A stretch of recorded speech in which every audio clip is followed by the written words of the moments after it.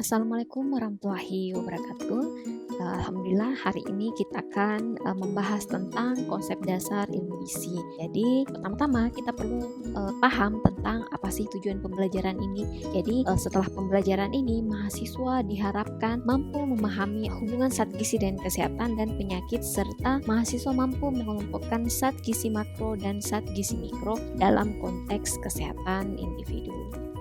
Sebagai pengantar bahwa gizi ini adalah bagian dari substansi pangan yang juga bagian dari substansi tubuh manusia. Nah, istilah gizi atau dalam bahasa Inggrisnya adalah nutrition, ini berasal dari bahasa Latin yaitu nut yang berarti to nurture atau memberi makan dengan baik. Jadi di Indonesia istilah gizi ini diadopsi dari bahasa Arab yaitu giza, yang dalam dialek Mesir ini gizi yang artinya makanan yang menyehatkan. Jadi itu adalah definisi-definisi atau istilah-istilah awal tentang nutrition dan gizi.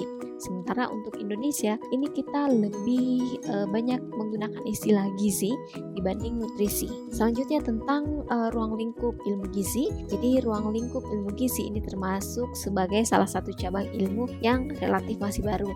Jadi ilmu gizi ini baru diakui sebagai ilmu pengetahuan atau sains abad 20. Nah, hal ini setelah penemuan bidang-bidang ilmu gizi lain, khususnya di bidang ilmu kimia dan ilmu fisiologi. Jadi selain itu penemuan baru seperti vitamin, protein, dan zat gizi lainnya yang menjadi dasar ilmu gizi. Secara klasik, kata gizi hanya dihubungkan dengan kesehatan tubuh, yaitu untuk menyediakan energi, membangun dan memelihara jaringan tubuh, serta untuk mengatur proses-proses kehidupan di dalam tubuh. Tapi, seiring dengan perkembangan zaman, kata gizi ini mempunyai pengertian yang jauh lebih luas, bukan hanya tentang bagaimana menyediakan energi, membangun dan memelihara jaringan tubuh, serta mengatur proses-proses kehidupan di dalam tubuh. Baik, sebelum kita membahas lebih lanjut tentang hubungan gizi dengan kesehatan, ini kita perlu memahami tentang berbagai istilah gizi yang sering digunakan. Yang pertama yaitu ilmu gizi atau nutrition science. Jadi ilmu gizi adalah ilmu yang mempelajari segala sesuatu tentang makanan dalam hubungannya dengan kesehatan yang optimal. Seperti yang dibahas tadi bahwa gizi ini berasal dari bahasa Arab yang artinya giza atau makanan.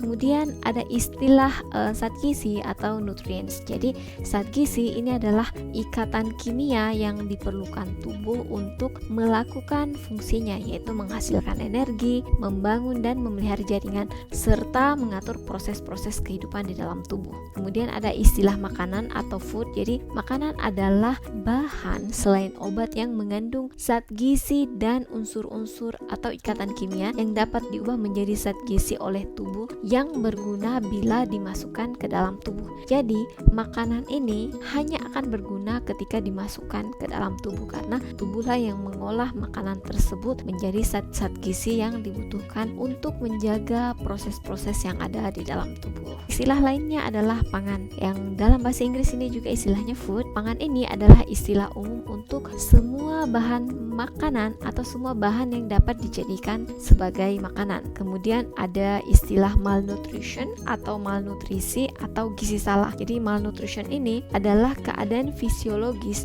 akibat kekurangan atau kelebihan secara relatif maupun absolut satu atau lebih dari satu zat gizi. Jadi malnutrition ini bukan hanya tentang kekurangan gizi saja, tapi juga kelebihan zat gizi tertentu. Yang terakhir adalah status gizi. Jadi status gizi ini adalah keadaan tubuh sebagai akibat dari konsumsi makanan dan penggunaan zat-zat gizi di dalam tubuh. Nah, status gizi ini bisa berupa malnutrition atau keadaan kekurangan atau kelebihan gizi. Perlu dibedakan antara status gizi dengan malnutrition.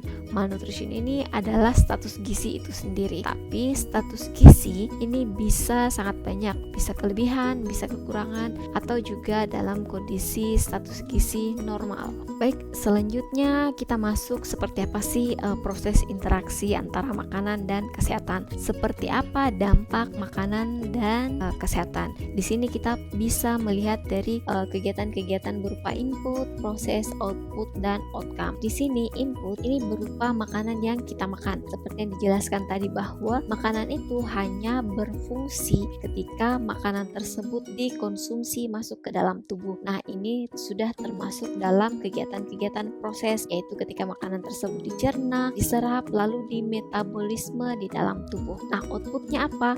Outputnya dari makanan yang telah diproses tersebut maka dapat memberikan pertumbuhan sel, pemeliharaan sel, memperlancar fungsi-fungsi anatomis maupun vali tubuh, serta menghasilkan energi. Nah, outcome-nya apa? Hasilnya seperti apa? Hasilnya adalah status gizi, pertumbuhan fisik dan mental, kecerdasan, serta produktivitas yang baik, yang optimal. Jadi, secara umum kita lihat di sini ini adalah proses sederhana bagaimana makanan tersebut dapat menentukan status kesehatan kita. Mulai dari kegiatan-kegiatan input, proses, output, dan outcome. Yang harapannya makanan yang kita konsumsi adalah makanan yang mampu menunjang dan memberikan hasil berupa kesehatan dan status gizi yang optimal.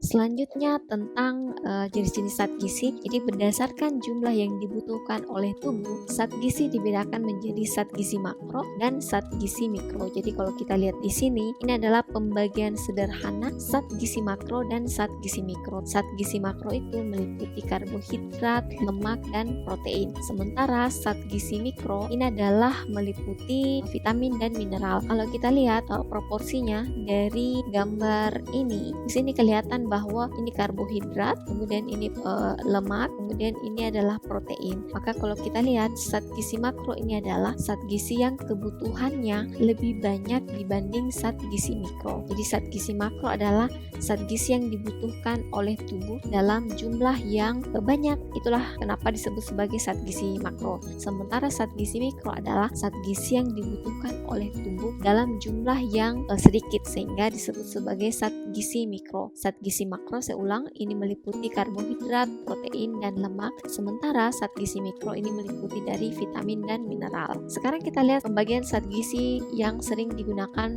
istilah triguna. Triguna ini artinya pembagian zat gizi berdasarkan 3 fungsi utamanya, sebagai zat tenaga, sebagai zat pengatur, dan sebagai zat pembangun. Jadi zat gizi sebagai sumber zat tenaga ini berupa padi-padian, umbi-umbian, serta tepung-tepungan seperti beras, jagung, umbi-umbian, kentang, sagu, roti, dan makanan yang mengandung sumber zat tenaga yang menunjang aktivitas sehari-hari. Nah, kalau kita lihat contohnya, ini adalah sumber utama karbohidrat. Kemudian zat pengatur. Zat pengatur ini berupa makanan yang berasal dari sayuran dan buah-buahan. Zat pengatur ini mengandung berbagai vitamin dan mineral yang berperan untuk memperlancar bekerjanya fungsi-fungsi organ tubuh. Kemudian triguna zat gizi yang terakhir yaitu zat gizi sebagai sumber zat pembangun, yaitu contohnya adalah kacang-kacangan, makanan hewani, dan hasil olahannya. Makanan sumber zat pembangun ini dibedakan dari sumber nabati dan sumber hewani. Sumber zat pembangun yang berasal dari nabati adalah contohnya kacang-kacangan,